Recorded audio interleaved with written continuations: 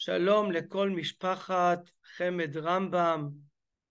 שוב אנו נפגשים בקבלת שבת, והפעם על פרשת תולדות, ואלה תולדות יצחק בן אברהם.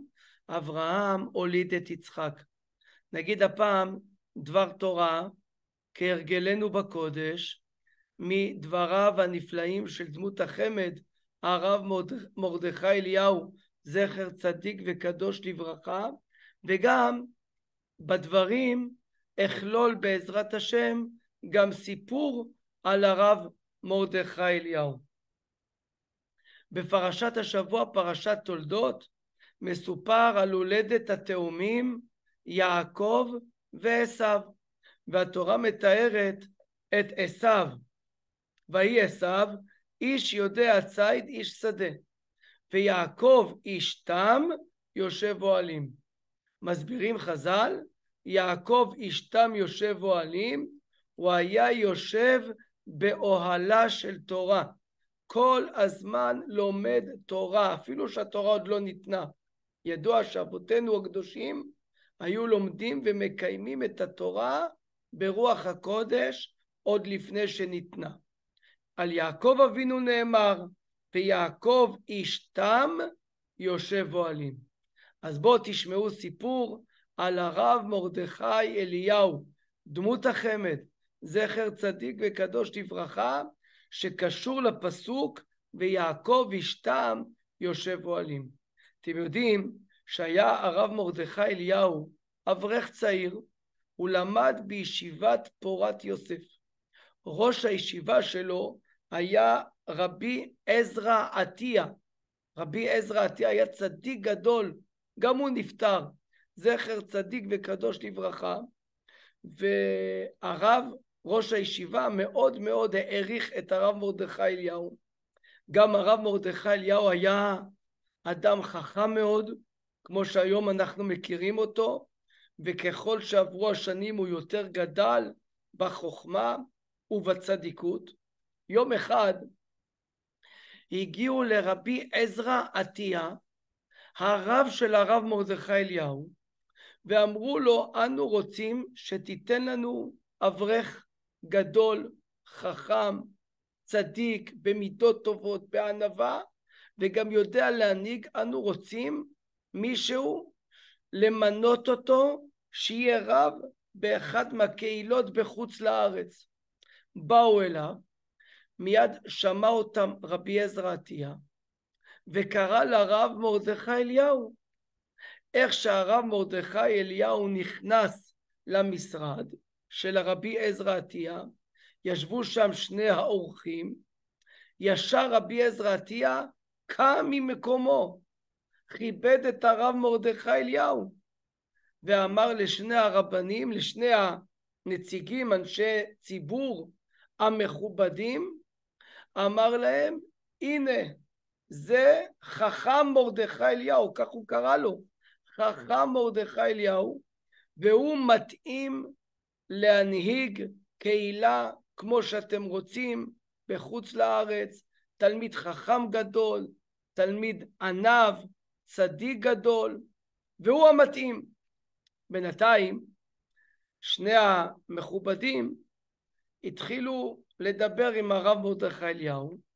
אחד מהנציגים אמר לרב מרדכי אליהו, הייתי רוצה לבחון אותך בלימוד, בתורה, אבל אני לא יודע ללמוד. אמר לו הרב מרדכי אליהו, אתה יכול לבחון אותי בסידור, סידור תפילה. אמר לו הנציג, האיש ציבור החכם, אין בעיה. פתח את הסידור, במקרה הוא פתח את הסידור בפסוק שאומר, וידבר השם אל משה לאמור. אולי זה היה בפרשת ציצית בסידור, ושאל אותו, תגיד לי בבקשה, למה הפסוק מתחיל במילה וידבר, ומסיים במילה לאמור? וידבר לאמור, דיבור ואמירה. למה הפסוק מתחיל גם בדיבור ומסיים באמירה באותו פסוק? ענה לו הרב מרדכי אליהו, תראו איזה פירוש יפה ענה לו. אמר שהשם דיבר עם משה רבנו, וידבר השם אל משה. כל מקום שנאמר בתורה דיבור, זה דיבור קשה. לאמור אמירה, זאת אמירה רכה, אמירה נעימה, אמירה נוחה יותר. אומר הרב מרדכי אליהו, שהשם אמר למשה דיבור קשה, אפילו שהוא דיבר איתו בדיבור קשה, הוא אמר למשה להעביר את הדברים בדיבור רך, דיבור נעים. וכך הדברים עברו ממשה רבנו, למרות שמשה רבנו שמע אותם מהקדוש ברוך הוא בדיבור קשה, עברו ממשה רבנו אל בני ישראל בדיבור רך, בדיבור נעים.